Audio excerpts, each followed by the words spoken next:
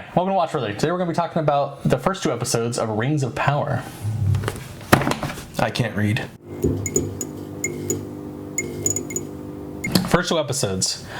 A lot of backstory in the first one. I think it literally starts with her talking about how Morgoth, the great enemy, destroys the 2 trees and ruins their homes and their family, and they're all sad about it. So I'll preface this by saying I am a Lord of the Rings movie guy and not a Lord of the Rings book guy. Yeah. So the many inaccuracies, which I'm sure are present, were completely over my head. Awesome.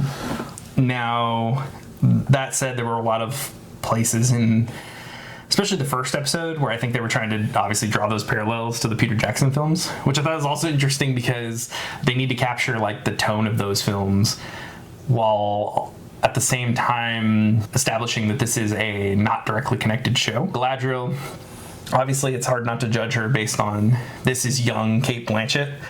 Likewise, it's hard not to judge Elrond on this is young Hugo Weaving, but they are not meant to be the same character as they were adapted in the Peter Jackson films. Because if they were, they'd be the same actors because they're elves and they wouldn't have aged between the Not that much at all, yeah. At all, yeah. I agree that it's nothing like the Peter Jackson films.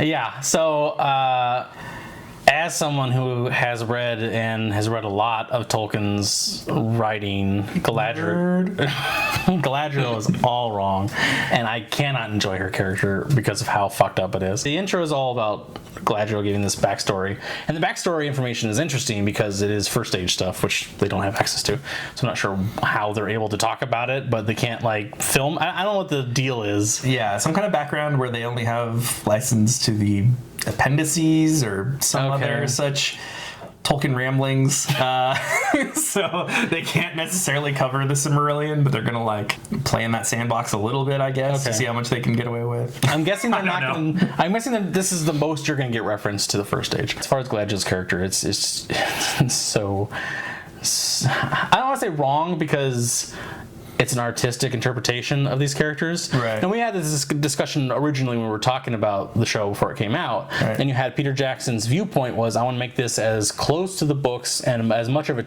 as a tribute. Change almost nothing. Yes. Yeah. It's a tribute to the works of J.R.R. Tolkien. That's the huge difference between the original movies. Different approaches. It's completely different approach. Yeah. And it's very noticeable in certain characters. Galadriel in particular is all wrong. My main hang up with Galadriel at first was the whole she's some kind of warrior, has to battle with a sword, does that kind of stuff. I never got that feel of her character from the original films. No. And granted, she gets a ring of power, presumably, at some point.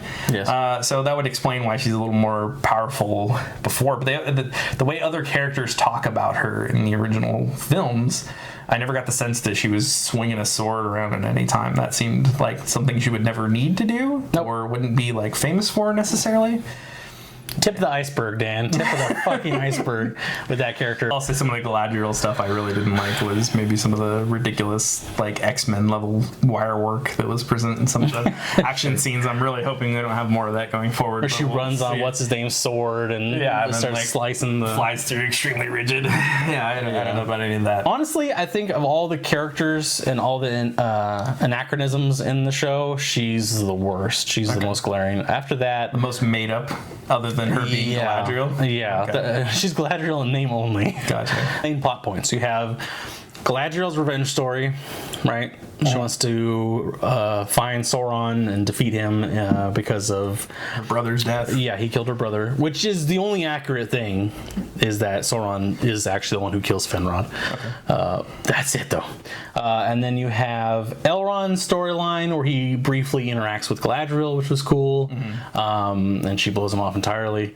And then he gets sent to Eregion to work with Celebrimbor. I have Nori and the Hobbits. Don't even get me started. Nori does a great job. The actors does a great job, but the hobbits don't need to be in it at all. And it's tied to Meteor Man, who I have, like everybody else, a theory on who that is. A Rondir storyline is the other one, and he's the character who's in love with a human, because in every adaptation they have to have a forbidden love affair. I don't know if anybody connected with that romance in the Hobbit films. That's the one. I don't see why we need to. No, it goes back to Lord of the Rings. Oh, does it? So this is the one. I mean, it's a trope, so that kind of makes sense. Sure, I guess you have to. But why? Why, Dan? Why does it need to be here? Why does it need to be in any of this stuff? Galadriel, Elrond, Durin, and who else? Who else was good? Gil-galad. Those are probably my characters that are like that I think are interesting when they're on screen. Yeah.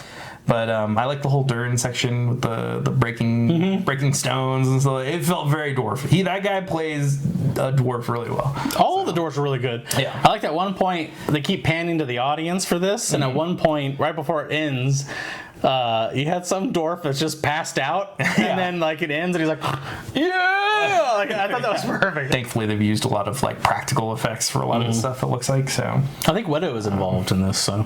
Oh, was it? I believe. Don't quote me on that. Well, I believe Wedo was involved. So one thing I'll point out too, from people from the Films Fast, Howard Shore apparently did the theme to this.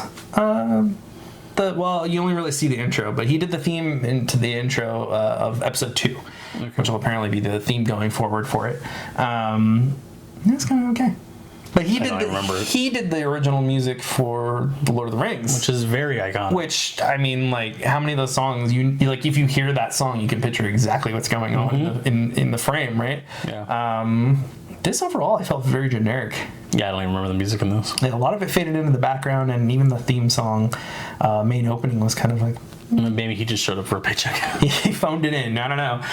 But yeah, it's a little disappointing because I think music is a lot of similar to like Star Wars. A lot of people associate the music of Star Wars with that property very like tight knit. The best music is the reveal of the interior of Khazad-dûm. It was very like swelling and very. I thought it was good during that part. Yeah. But anything that wasn't those specific like shots of intros, I can't recall. Yeah, I think everything else was pretty generic. Yeah. I hate the Hobbits, but I think Nori's doing a good job.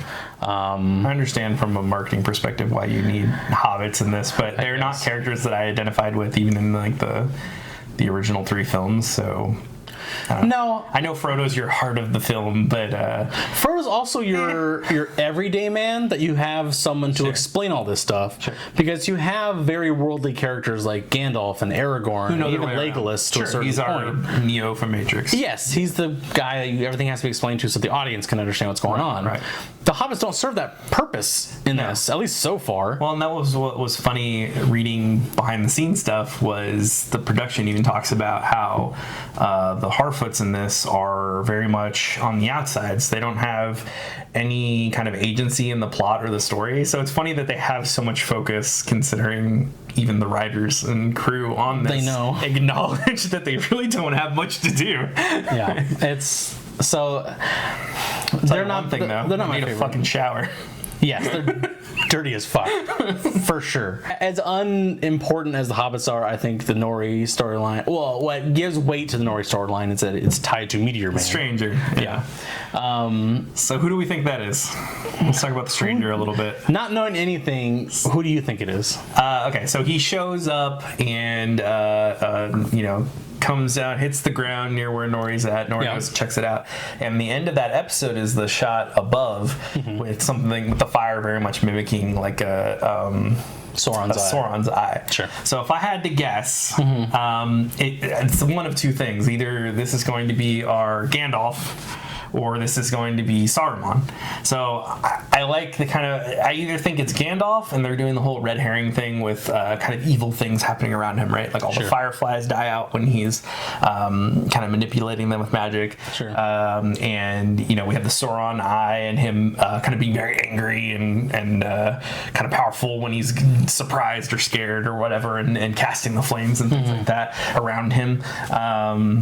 So I think either that's all a red herring and we're dealing with Gandalf, or we're dealing with Saruman and these things are meant to, maybe he's going to come out as a friendly character because Saruman doesn't become evil till later on, Much right? later, yeah. So either those things are meant to foreshadow the kind of character that Saruman's going to be, or this is just Gandalf and it's red herring stuff. My guess is it's an Astari. It's either Gandalf. I didn't even think Saruman, but that actually makes a lot of sense. I was thinking Saruman, Yeah, or a blue wizard. I was so my preference would be Saruman, and we Sure. see kind of a more Benevolent.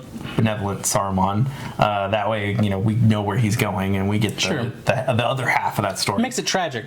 Yeah, I think Right. that would be cool. And then we have some foreshadowing there with some of the stuff that they lay down. Yeah. But yeah, if it's Gandalf, I think it's going to be kind of. I liked it. Vibes, I'd like it. I'm going to keep watching it. I do have more invested. I'm a huge Lord of the Rings fan. I've read a lot of the books. Being able to not be so into the lore side of things, it definitely helps. So if you're one of those people that's not super into the Tolkien lore, then you'll probably get away with a better outlook than maybe someone who is. Yeah. Yeah. I'm sorry to all those that are Tolkien It's not for you. fans. It's not but for you. And I think that's the problem. It's just not made for you. And it really should be. Yeah, I guess that's the like I said, my takeaway is pretty much that if you're not cognizant of those things when you're watching it, then I think you'll have a decent time. I think it's leading to a decent place, let's put it that way. Sure. I think plot-wise, reevaluating, I don't think a whole lot happened in these 2 episodes. They were all pretty much set up to introduce our characters and kind of set the scene. I don't even want to go as far as to say I'm looking forward to it, but I am willing to give it a chance and keep going. There's enough there that I like, and I think the production is better than the trailers let on, so interested to see where it goes. Thanks everyone for watching. Please like and subscribe. Let us know what kind of videos you'd like to see in the comment section below. See you all next time.